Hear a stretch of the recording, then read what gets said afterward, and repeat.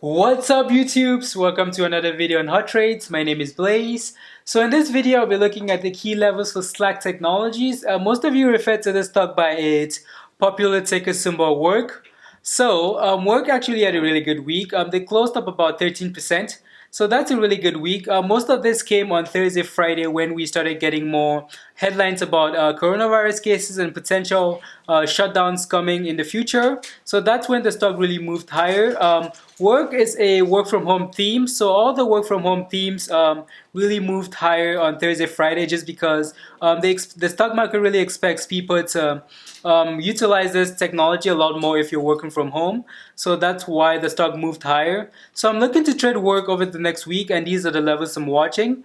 So on Friday, work pushed higher and tested the $30 level. Obviously, $30 is a really big level. It's a psychological resistance level. So it tested that level on Friday and backed off from there. So over the next week, that's the level I'm really watching. That's the level I'm really paying attention to.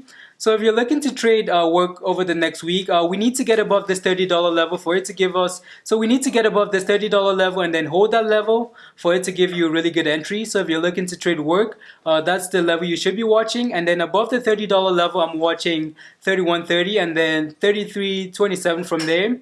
So those are the levels I'm watching for the upside, and then for the downtrend, for support, I'm watching 28.68, which is also where the 100-day moving average is. So that's a really good support level to watch.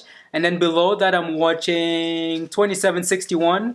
So those are the levels I'm watching for the next week. So for the upside, we really need to get above this $30 level and hold for it to give us a really good entry and then move higher from there.